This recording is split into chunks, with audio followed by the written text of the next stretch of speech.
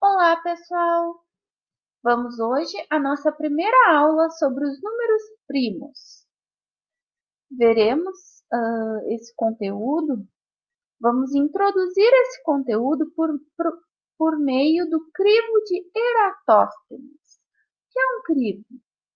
Um crivo nada mais é do que um algoritmo, ou seja, uma série de passos, uma série de condições que eu vou atender para chegar num determinado objetivo. Com o crivo de Eratóstenes, nós vamos definir os números primos que estão presentes nos 100 primeiros números naturais. Eratóstenes foi um matemático, foi um astrônomo, foi um geólogo, aliás, geógrafo, além do seu tempo. Ele foi uma das primeiras pessoas a defender que a Terra é redonda, que a Terra tem um formato curvilíneo, e por meio da geometria, mesmo sendo uma pessoa que viveu há 200 anos antes de Cristo, ele conseguiu calcular a circunferência terrestre. Então é alguém assim à frente do seu tempo, né? Bem, ele criou então esse algoritmo para definir os números primos, né? Que nós encontramos de 0 a 100. Então, esse algoritmo tem uma série de passos. O primeiro passo é pintar o número 1. Por quê?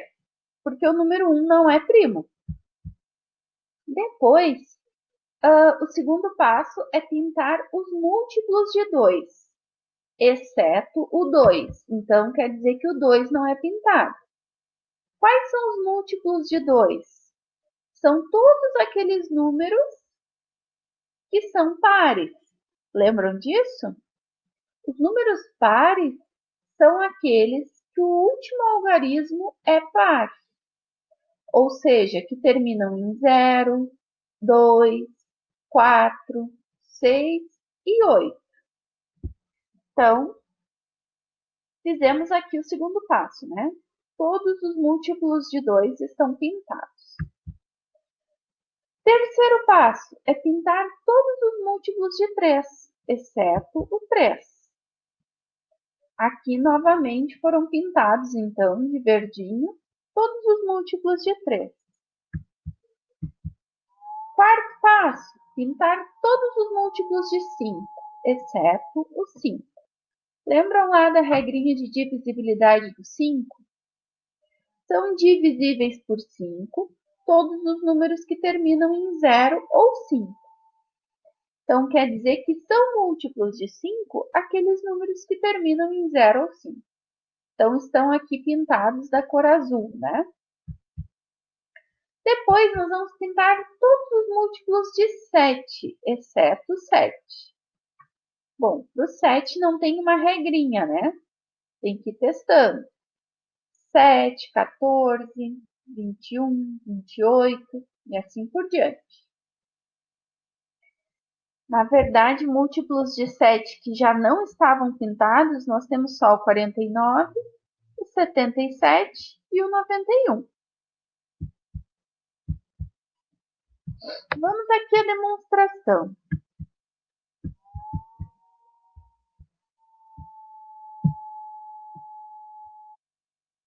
Ó, primeiro, todos os múltiplos de 2, depois os múltiplos de 3, então os múltiplos de 5, então os múltiplos de 7 e todos os números que sobraram, ó, são esses aqui. Esse crivo aqui, ele está mostrando os números do 1 até o 120. O que nós fizemos é do 1 até o 100. Então, quais são os números que sobraram, os números que não foram pintados? E aí eu pergunto, o que esses números têm em comum? eles têm em comum é que eles são números primos. E o que são números primos? São aqueles números que são divisíveis apenas por um e por ele mesmo. Ó, o 2, o 3, o 5, o 7, o 11, o 13, o 17, 19, 23, 29, 31, 37, 41, 43, 47, 53, 59, 61, 67, 71, 73, 79, 83, 89 e 97. Esses são os números primos, ou seja, aqueles números que são divisíveis apenas por um e por ele mesmo, que estão dentro do 1 até o 100. Aí eu trago aqui para lembrar vocês que a gente viu lá em múltiplos e divisores que sempre qualquer número será divisível por 1 e por ele mesmo, né? Então, essa é a regrinha dos números primos. São aqueles números que têm apenas dois divisores, o 1 e ele mesmo.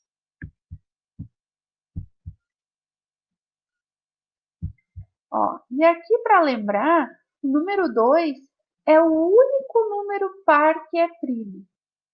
Por quê? Porque a gente sabe que todos os números pares são divisíveis por 2, né? Então, quer dizer que os números pares maiores que 2 têm, tem como divisores, além do 1 e dele mesmo, também o número 2. Logo, o único número par que é primo é o número 2. Bom, os números naturais, eles podem ser divididos entre dois grupos. Aqueles números que são primos e os números que são compostos. Os números que são compostos são aqueles números que têm outros divisores além do 1 e dele mesmo. Então, eles têm mais de dois divisores.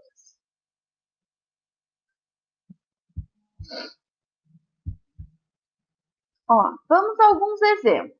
O número 4. O número 4 é um número composto.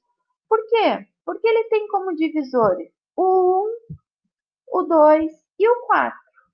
Assim como o número 6. Ó. O número 6 também é um número composto, porque ele tem como divisores o 1, o 2, o 3 e o 6. Bem, na próxima aula, nós vamos descobrir como constatar se um número é primo ou não.